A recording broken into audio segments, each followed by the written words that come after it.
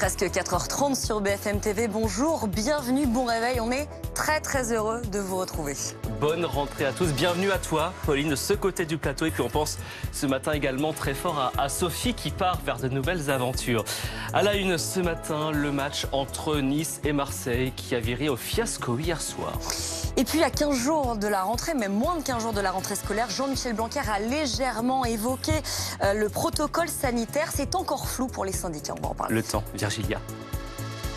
Il est quasiment 4h30 sur BFM TV. L'actualité d'aujourd'hui, on va commencer avec toi, Christophe Plenet. L'actualité, c'est évidemment ce match entre Nice et Marseille qui a été une véritable soirée de fiasco.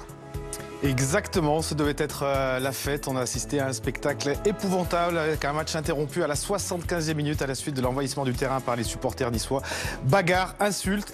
Et Marseille a finalement décidé de ne pas reprendre la partie après 1h30 d'attente. Conséquence, match perdu sur tapis vert. Le pass sanitaire, comment les choses se passent-elles dans les bars, les cafés ou encore les restaurants? Nos équipes sont allées tester. 4 personnes, dont 3 tuées par balle et 1 retrouvée carbonisée en moins d'une semaine à Marseille. Vous entendrez ce matin le témoignage d'une grand-mère qui a perdu son petit-fils dans un règlement de compte. La situation toujours très compliquée en Afghanistan. L'aéroport de Kaboul est toujours au cœur du chaos. Et puis la saison des fameuses moules de Bouchot de la baie du Mont-Saint-Michel AOP bat son plein, un produit 100% breton. Avis aux amateurs.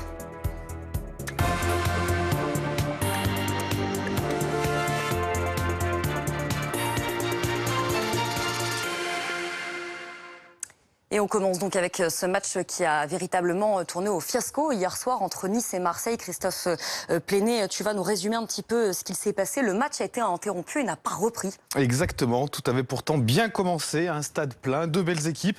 Un derby bouillant dominé par les Niçois qui avaient logiquement ouvert le score par Casper Dolberg de la poitrine en début de seconde période.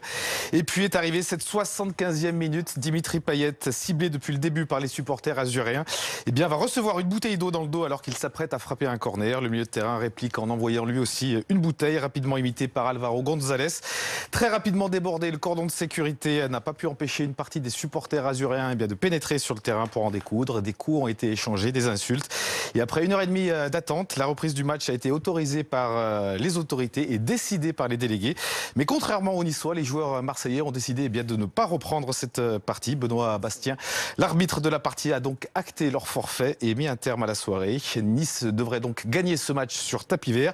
Mais quelque chose me dit que cette affaire est loin d'être terminée. La commission de discipline va se saisir du dossier. Une pluie de sanctions est attendue. Et on va en reparler évidemment dans ton journal des sports dans une dizaine de minutes. Mais avant, le pass sanitaire qui continue de diviser. 2 semaines après son entrée en vigueur dans les bars, les cafés ou encore les restaurants, certains refusent de le contrôler dans les établissements. Oui, alors les établissements jouent-ils le jeu justement? Nous avons tenté l'expérience avec nos équipes à Montpellier, mais également à Paris. Un reportage de Corentin Bellard, Julien Polo et Constance Bostoen.